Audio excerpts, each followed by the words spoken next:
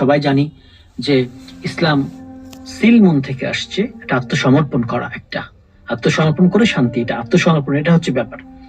কোরআন হাদিসের কাছে আত্মসমর্পণ করা, আল্লাহ এবং আল্লাহ রাসূলের কাছে আত্মসমর্পণ করা, এটা। তো এর মধ্যে এমন কিছু নাই ইসলামের মধ্যে আপনার চলার জন্য, এমন কিছু নাই যেটা তার মধ্যে নেই। তার মানে ইসলাম পরিপূর্ণ জীবন ব্যবস্থা, ইসলাম পরিপূর্ণ জীবন প্রণালী। সেহেতু ইসলামের মধ্যে এটা আছে। এই যে ভালোবাসা, আপনার আত্মীয় স্বজন, বাবা মা ভাই বোন, সেগুলো পবিত্র ভালোবাসা। আর বিয়ের পরে হচ্ছে মুসলমানদের ভালোবাসা, স্বামী স্ত্রী যে ভালোবাসা, সেটা হচ্ছে বিয়ের পরে। বিয়ের আগে সেটা কোনো মতে ইসলাম অ্যালাউ করে না, এটা হারাম। এবং এর কুফল হাড়ে হাড়ে আমরা উপলব্ধি করে থাকি। এটা হচ্ছে প্রতারণা, এটা গোপন সম্পর্ক। ওয়ালা মুত্তাখিজি আখদান, ইসলাম এই ধরনের গোপন সম্পর্ক পছন্দ করে না, জায়েজ করে না। আর মুসলমানরাও এটা করতে পারে না। আল্লাহ সুবহানাহু ওয়া তাআলা রহমানুর রহিম, আল্লাহ সুবহানাহু ওয়া তাআলা রহমানুর রহিম।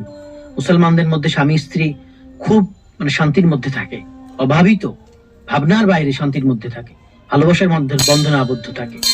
এটা পশ্চিমা জগৎ, ইহুদি খ্রিস্টানরা কল্পনাও করতে পারবে না, কারণ তাদের পরিবার ধ্বংস হয়ে গেছে, পারিবারিক সম্পর্ক ধ্বংস হয়ে গেছে। রেহেম অর্থ হলো বন্ধন। মুসলমান স্বামী স্ত্রীর মধ্যে রহমানুর রহিম, উনার রহমতে যে রেহেম বা বন্ধন তৈরি হয়, তা অন্যদের মধ্যে আপনি এটা পাবেন না। এটা আল্লাহ তাআলার নিয়ামত। এটা মূলত মুসলমান স্বামী স্ত্রী এই নিয়ামতটা পেয়ে থাকে, অন্য কেউ এটা বুঝতে পারবে না।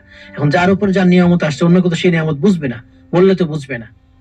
আর ইসলাম প্রত্যেকটা দিনে, প্রতি মুহূর্তে প্রত্যেক সময়ে ভালোবাসার কথা বলে, এবং সেটা বিয়ের পরে, রাসূলুল্লাহ সাল্লাল্লাহু আলাইহি ওয়াসাল্লাম বলছেন যে তোমাদের মধ্যে ওই ব্যক্তি উত্তম যে তার স্ত্রীর কাছে উত্তম। আবার স্বামীর প্রতি স্ত্রী ভালোবাসা এবং শ্রদ্ধা নির্দেশনা দেওয়া হয়েছে।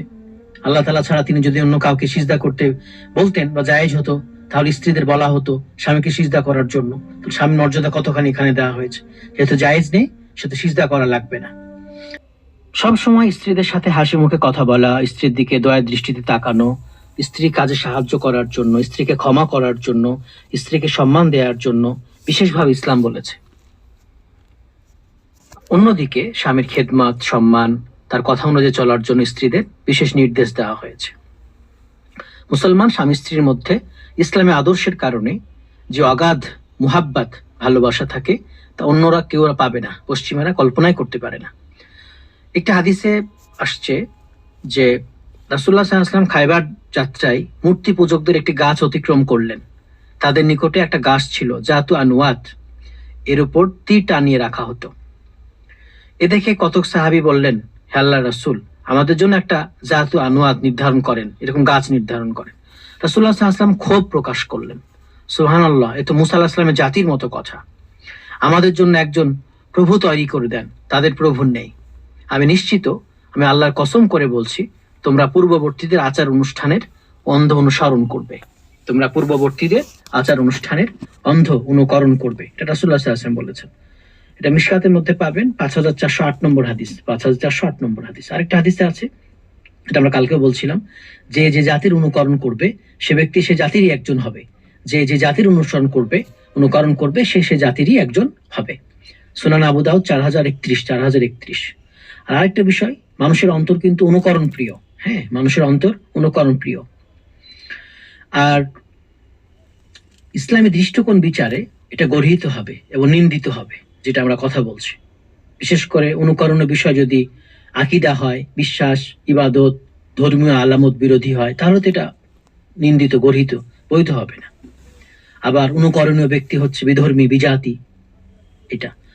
এজন্য কেউ যখন অন্য কারো আচার অনুষ্ঠান, বিশ্বাস দুর্বল হয়ে আসছে, তখনই বিজাতির অনুকরণে বেশি বেশি আরম্ভ করে দিচ্ছে। তার মানে হচ্ছে মুসলমানদের যে কৃষ্টি কালচার আছে, এটা তারা ভুলে গিয়েছে। আচার অনুষ্ঠান, বিশ্বাস, এগুলো যখন দুর্বল হয়ে যাচ্ছে, তখন অন্যদের অনুকরণ অনুষ্ঠানে চলে যাচ্ছে। কারণ তার ধর্মই কিন্তু পূর্ণাঙ্গ, অন্যদের অনুকরণের প্রয়োজন নেই। তো এইসব থেকে বেঁচে থাকতে হবে। এখন আমরা যে ফতোয়ার দিকে যাব, বিশ্ব আলেমদের ফতোয়া হচ্ছে যে মুসলমানদের ঈদ ব্যতীত, দুটি ঈদ ব্যতীত আপনার হচ্ছে অন্য কোনো ব্যক্তির সাথে সম্পৃক্ত বা গোষ্ঠীর সাথে সম্পৃক্ত বা কোনো ঘটনার সাথে সম্পৃক্ত, তা বিদআত হবে।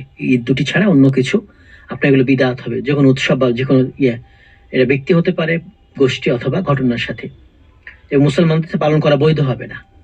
সেগুলো পালন করা বৈধ হবে না। সে উপলক্ষে আনন্দ প্রকাশ করা, কিছু দিয়ে সাহায্য করা, সেগুলো ইসলামে নিষেধ। কারণ এগুলো আল্লাহ তাআলা সীমা লঙ্ঘন ছাড়া অন্য কিছু না। আল্লাহ তাআলা সীমা লঙ্ঘন ছাড়া অন্য কিছু না। যে ব্যক্তি আল্লাহ সীমা লঙ্ঘন করবে সে নিজের উপর অত্যাচার করবে, জুলুম করবে।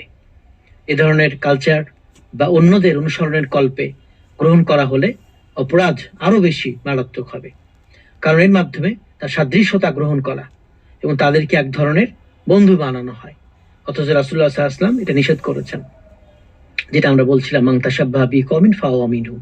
যে যে সম্প্রদায়ের সাদৃশ্যতা অবলম্বন করলো সে তাদেরই অন্তর্ভুক্ত হলো। এখন এই যে ভালোবাসা দিবস, এটাও এই নিষেধের অন্তর্ভুক্ত। কারণ হচ্ছে এটা খ্রিস্টানরা চালু করেছে। যে মুসলমান আল্লাহ এবং পরকালে ওপর বিশ্বাস রাখে তার জন্য এই ধরনের কাজ করে দেয়া বা এই দিনে কাউকে ফুল বা অন্য কোনো উপহার দেয়া, এগুলো ইসলাম অ্যালাউ করে না, এগুলো ইসলামে বৈধ নয়। বরং তার কর্তব্য হলো আল্লাহ এবং তার রাসূলের হুকুম পালন করা এবং আল্লাহ তার শাস্তি গজব আসে এমন কাজ থেকে দূরে থাকা, অন্যদেরকেও দূরে রাখা। এই দিবসকে কেন্দ্র করে পানাহার করা, ক্রয় বিক্রয় করা, কোনো কিছু প্রস্তুত করা, উপঢৌকন দেয়া, চিঠিপত্র চালাচালি করা, প্রচারপত্র বিলি করা, সবগুলো ইসলামে অবৈধ। এই সমস্ত কাজের মাধ্যমে আল্লাহ তাআলা এবং তার রাসূলের নাফরমানি করা হয়। আল্লাহ তাআলা বলছেন, ওয়া তাআওয়ানু আলাল বিররি ওয়াত তাকওয়া ওয়া লা তাআওয়ানু আলাল ইসমি ওয়াল উদওয়ান।